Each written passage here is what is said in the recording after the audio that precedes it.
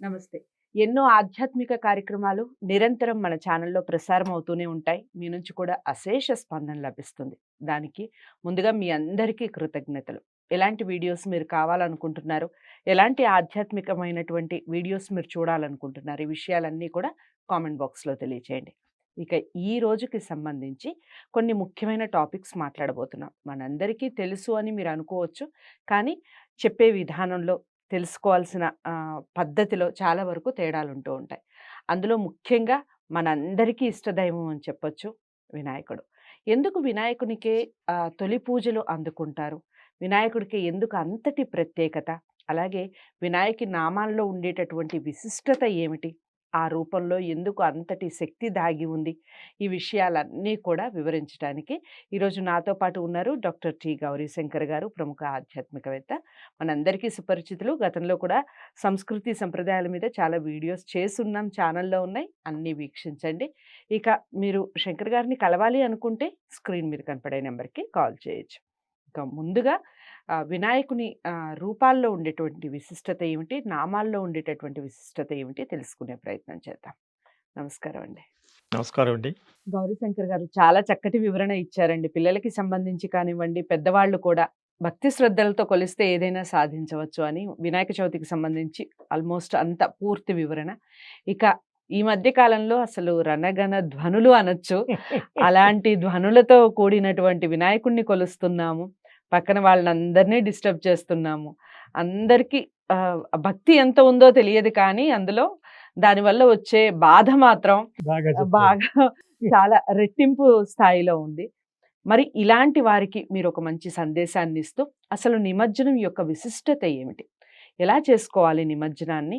దాని వెనకాల ఉన్నటువంటి అంతరార్థం ఏమిటి? ఆ వివరణ కూడా ఇవ్వండి. ఇందాక మనం వినాయకుడి విగ్రహం మట్టితో తయారు హ్మ్. చేసిన విగ్రహమే శ్రేష్టమైందని చెప్పుకున్నాం. హ్మ్.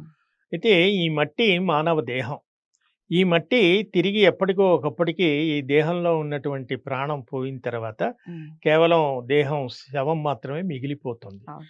ఈ శవం మళ్ళీ తిరిగి ప్రకృతిలో కలిసిపోతుంది. హ్మ్. అది మీరు ఖననం చేసినా, దహనం చేసినా మళ్ళీ ఈ భూమిలోనే కలిసిపోతుంది. హ్మ్. అటువంటి తత్వం తెలియచేయడానికే వినాయకుడు విగ్రహాలన్నీ కూడా మళ్ళీ 13వ రోజో చతుర్దశి రోజు 14వ రోజున తిరిగి ఆ నీళ్లలో నిమజ్జనం చేయడం అనేది ఏమిటంటే, ఈ మానవ దేహం ఎప్పటికైనా వదిలిపెట్టవలసిందే అనేటువంటి ఒక గొప్ప వేదాంత తత్వం అందులో ఇమిడి ఉంది. హ్మ్. అయితే వినాయకుడు ఇందాక మనం గజముఖుడు అంటే గజం ఏనుగు జ్ఞానానికి సంకేతం అన్నాం కదా! దానికి మరొక చిన్న కథ ఏమిటంటే పార్వతి ఇది కూడా చాలా మందికి అందరికీ తెలిసిందే. హ్మ్. పార్వతీ పరమేశ్వరు ఒకరోజు హ్మ్. కైలాసంలో కూర్చున్నప్పుడు పార్వతీ పరమేశ్వరులకి ఇద్దరు కొడుకులని చెప్పుకుంటాం. అవును. ఒకటి కుమారస్వామి. కుమారస్వామి, సుబ్రహ్మణ్య స్వామి, హ్మ్. ఒకటి వినాయకుడు, వినాయకుడు. గణపతి. హ్మ్. వీళ్ళిద్దరూ పక్కన కూర్చున్నారు. అది మనం మామూలుగా ఫోటోల్లో కూడా ఆహ్, హ్మ్, శివుడి ఫ్యామిలీ ఫోటోలాగా మనం చెప్పుకుంటూ చూస్తాం. ఉంటాం. అవును. హ్మ్. అయితే ఒకరోజు భూమి అంతా చుట్టి ఎవరు ముందుగా వస్తారో వాళ్ళు గెలిచినట్టు అని అవును. వాళ్ళలో అవును. వాళ్ళు పిల్లలు పందాలు వేసుకున్నారు. హ్మ్. అప్పుడు కుమారస్వామి వెంటనే నెమలి వాహనం కాబట్టి ఆయన మొత్తం తిరిగేసుకున్నారు. చర్రన బయలుదేరి భూమండలం అంతా చుట్టొస్తానని బయలుదేరాట హ్మ్. గబగబా. కానీ వినాయకుడు అంటే ఇక్కడ దేనికి చెప్పాల్సొచ్చింది ఈ కథ అంటే వినాయకుడు తెలివైనవాడు. హ్మ్. జ్ఞానానికి ప్రతీక. అప్పుడు హ్మ్. ఆయన తల్లిదండ్రుల చుట్టూ మాత్రం ప్రదక్షిణం చేసి కూర్చున్నట్ట. అప్పుడు సుబ్రహ్మణ్య స్వామి తిరిగి, తిరిగి అలసిపోయి వగరుస్తూ వచ్చి, "ఏమిటి అప్పుడే" అంటే, "అవును నేను తల్లిదండ్రులు" అంటే, "అదేంటి" అంటే, "తల్లిదండ్రులు ఈ భూమి కంటే కూడా గొప్పనైన వాళ్ళు" అనే ఒక గొప్ప సందేశాన్ని మనకందిస్తుంది. హ్మ్. హ్మ్. కాబట్టి దేశం కంటే, ప్రపంచం కంటే, జీవితం కంటే తల్లిదండ్రులు తల్లి గొప్పవారు. జన్మనిచ్చిన తల్లిదండ్రులు గొప్పవారు. చాలా గొప్పవాళ్ళు అని గ్రహించటం. హ్మ్. అలాగే ఈ నిమజ్జనం వెనక కూడా మానవ దేహం అశాశ్వతమైనది. హ్మ్. కాబట్టి తిరిగి ఎప్పటికైనా అందులో కలిసిపోవలసిందే అనేటువంటి ఒక తత్వం. ఇకపోతే ఇప్పుడు ఇటీవలి కాలంలో ఏమిటంటే ఈ నిమజ్జనం అనేది బాగా విపరీతంగా ప్రజల్లోకి వచ్చింది. అంటే మీరన్నట్టుగా హ్మ్, ఆస్తికులు, నాస్తికులైన వాళ్ళు కూడా అదొక వినోదంగా తీసుకొని హ్మ్. చేస్తున్నారు. హ్మ్. అది తెలియనితనం. హ్మ్. అయితే అసలు దీనికి మూలం ఏమిటి అని ఒక్కసారి మనం చరిత్రలోకి వెళ్తే ఏం చెబుతోందంటే, హ్మ్. బ్రిటిష్ వాళ్ళు ఈ దేశాన్ని పరిపాలించేటప్పుడు, హ్మ్. బ్రిటిష్ వాళ్ళని మరి ఈ దేశం నుంచి పారద్రోలడానికి, ఈ భారతదేశంలో ఉన్న ప్రజలందరినీ కూడా ఒక తాటిపై నడిపించి, మనం భారత స్వాతంత్ర సంగ్రామం జరపడానికి ఒక సైన్యాన్ని తయారు చేయాలి. అలా సైన్యాన్ని తయారు చేయాల్సొచ్చినప్పుడు, హ్మ్. హైందవ సమాజంలో ఉన్నటువంటి ఒక పెద్ద లోపం అనండి, మరొకటనండి, ఈ చాతుర్వర్ణ వ్యవస్థ. ఈ హ్మ్. 4 వర్ణాలు, 4 కులాలు, హ్మ్. బ్రాహ్మణ, క్షత్రియ, క్షత్రియ. వైశ్య, శూద్ర అనే ఈ 4 వర్ణాలు చాలా వేళ్ల తరబడి, అంటే ఇది మధ్యలో వచ్చింది. పూర్వం లేదు. పూర్వం హ్మ్. మనుషులంతా ఒక్కటే. హ్మ్. మధ్యలో కొంతమంది స్వార్థపరులు కల్పించినటం వల్ల ఈ కుల వ్యవస్థ వచ్చింది. దీన్ని రూపుమాపి ఈ ప్రజలందరూ కూడా, భారత ప్రజలందరూ కూడా బ్రిటిష్ నాటి కాలంలో ఒక తాటిపై నడవాలి. మీరు అంటరాని వాళ్ళు, మీరు అది అనేటువంటి భేదభావాన్ని తుడిచిపెట్టి మనుషులంతా ఒక్కటే అనే సమసమాజం కోసము వీర సావర్కర్ వంటి దేశ నాయకులు, ఆనాటి భారతదేశ స్వాతంత్ర సంగ్రామాన్ని జరిపినటువంటి నాయకులందరూ కూడా కలిసి, లాలా లజపతి రాయ్, వీర హ్మ్. సావర్కరు ఇలాంటి నాయకులంతా కలిసి ముంబై నగరం సముద్ర తీరంలో ఈ నిమజ్జనం అనేది అక్కడ మొదలైంది. ఇది మొన్న ఆధునిక బ్రిటిష్ వారి కాలంలోనే ఈ నిమజ్జనం అనేది ఇలా సామూహికంగా జరుగుతుంది. పూర్వం ఏమిటంటే ఎవరికి వాళ్ళు ఊళ్ళల్లో, గుళ్ళల్లో వినాయకుడిని ప్రతిష్ఠిస్తారు. తీసుకువెళ్ళి అందరూ కలిసి ఒక ఊరేగింపుగా తీసుకువెళ్ళి అందులో కలుపుతారు. హ్మ్. అయిపోతుంది. అది హ్మ్. అంతవరకు పరిమితం.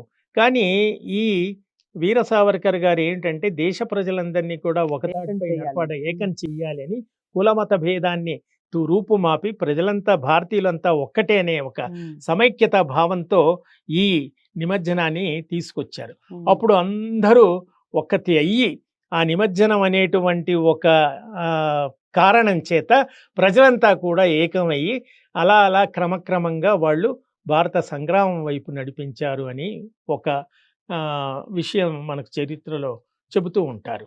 హ్మ్. ఇంకా మనం చెప్పాలి అంటే నిమజ్జనం గురించి రేపు మనం సెప్టెంబర్ 9వ తేదీన హ్మ్. తెలంగాణ భాషా దినోత్సవం అవును. జరుపుకుంటున్నాం. అవును. మొన్న ఆగస్టు 29న గిడుగు వెంకటరామమూర్తి పంతులు గారి జన్మదినాన్ని జన్మదినం. తెలుగు భాషా దినోత్సవం అని పూర్వం ఉమ్మడి రాష్ట్రంలో జరుపుకునేవాళ్ళం. హ్మ్. ఇప్పుడు రాష్ట్రాలు విడిపోయిన తర్వాత అక్కడ జరుపుతున్నారు, ఇక్కడ జరుపుతున్నారు. కానీ తెలంగాణ ఏర్పడిన తర్వాత ప్రత్యేకంగా తెలంగాణ భాషా దినోత్సవం అని కాళోజీ నారాయణరావు గారి జయంతి సెప్టెంబర్ 9వ తేదీ కాబట్టి ఆ రోజు తెలంగాణ భాషా దినోత్సవం జరుపుకుంటున్నారు.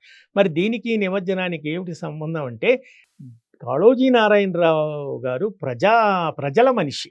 ఆయన హ్మ్. ప్రజల కోసం జీవితాన్ని అంకితం చేసిన ఒక గొప్ప నాయకుడు, హ్మ్. గొప్ప సాహితీవేత్త. ఆయన విద్యార్థిగా ఉన్నప్పుడు వరంగల్‌లో కాలేజీలో చదివేటప్పుడు ఆ కాలేజీ యాజమాన్యం వినాయకుడి నిమజ్జనానికి యాజమాన్యం స్కూలు మేనేజ్‌మెంటు సెలవు ఇవ్వలేదట.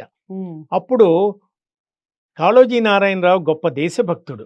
అప్పుడు కాళోజీ నారాయణరావు గారు తన స్కూల్లో ఉన్నటువంటి విద్యార్థులందరినీ కూడా ఆ రోజు వాళ్ళు సెలవు ఇవ్వలేదని చెప్పి అందరినీ కూడా డుమ్మా అనండి స్కూల్ మాన్పించేసి తనతో పాటు తీసుకువెళ్ళి ఆ నిమజ్జనంలో పాల్గొన్నట్ట. హ్మ్. అంటే ఆయనలో ఆ రోజు నిజాం వ్యతిరేక ఉద్యమం జరుగుతోంది. అలా అందరినీ కూడా ఆ రోజు వీర సావర్కర్ ఎలా చేశారో ఇలా కాళోజీ నారాయణరావు గారుగా విద్యార్థులందరినీ తీసుకువెళ్ళి ఆ నిమజ్జనంలో వరంగల్‌లో జరిగిన విషయంగా హ్మ్. హ్మ్. చెప్తారిది. నిమజ్జనం రోజు తీసుకువెళ్ళి ఆ కార్యక్రమంలో పాల్గొన్నారు. హ్మ్. తెల్లారి అందరూ కాలేజీకొచ్చాక ప్రిన్సిపలు ఏమిటి? ఎందుకు నిన్న మేము సెలవు ఇవ్వకపోయినా మొత్తం అందరూ కలిసి మూకుమ్మడిగా కాలేజీకి రాలేదు, మానేశారు ఎందుకు అంటే, మీ అందరికీ కూడా నేను ఫైన్ వేస్తున్నాను అని ప్రిన్సిపల్ అన్నట. అప్పుడు అందరి ఫైన్‌లు కాళోజీ నారాయణరావు గారు తన జేబులో నుంచి చెల్లించారట.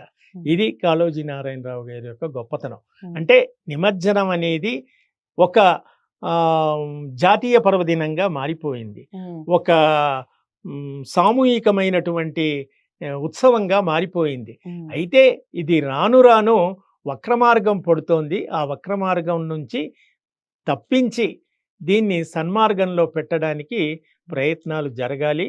ఏది ఏమైనప్పటికీ కూడా వినాయక చవితి మన హిందువులకి ఒక గొప్ప పర్వదినం. ఆ పర్వదినం వెనక భారతీయ తాత్విక సిద్ధాంతాలు, వేదాంతం అంతా కూడా గర్భీకరించుకొని ఉంది. ఈ రకంగా ప్రజలందరూ కూడా ఒకటిగా సమైక్యపరిచేటువంటి ఒకే ఒక్క పర్వదినం వినాయక వినాయక చవితి.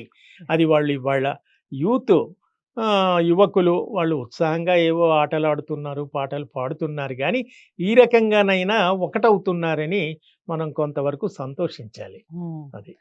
చాలా చక్కగా వివరించారు. వినాయక చవితి వెనకాల ఉన్నటువంటి విశిష్టత, అలాగే ముఖ్యంగా నిమజ్జనం ఏ విధంగా చేసుకోవాలి? భారతీయతలో ఎంతవరకు దాగి ఉంది ఈ నిమజ్జనం యొక్క రహస్యాలు ఏమిటి? విషయాలన్నీ వీడియో ద్వారా తెలుసుకున్నాం. అందరికీ చెప్పే ఒకే ఒక సూచన ఏమిటి అంటే, ఛానల్ తరపున ఎకో ఫ్రెండ్లీ వినాయకుడిని ఖచ్చితంగా పాటించండి. ప్రతి ఒక్కళ్ళు మట్టి వినాయకుడిని మాత్రమే పూజించే ప్రయత్నం చేయండి, తెచ్చుకునే ప్రయత్నం చేయండి. ఎంత భక్తి శ్రద్ధలతో మన ఇంటికి కానివ్వండి, మన వీధికి కానివ్వండి, మన ప్రాంతానికి కానివ్వండి తీసుకొస్తామో, అంతే భక్తి శ్రద్ధలతో దాని నిమజ్జనాన్ని చేయండి. పక్కన వాళ్ళకి ఎటువంటి హాని కలగకుండా, అలాగే ఎవరికి ఎటువంటి డిస్టర్బెన్స్ క్రియేట్ చేయకుండా ఉండాలి అని ఛానల్ తరపున కోరుకుంటున్నాం. ఈ వినాయక చవితి అందరూ చాలా సంతోషంతో, భక్తి శ్రద్ధలతో జరుపుకోవాలని మనస్ఫూర్తిగా కోరుకుంటున్నాం. మరో మంచి అంశంతో మళ్ళీ కలుద్దాం. వీడియోని లైక్ చేసి షేర్ చేయండి. ఛానల్‌ని సబ్స్క్రైబ్ చేసుకోండి. నమస్తే.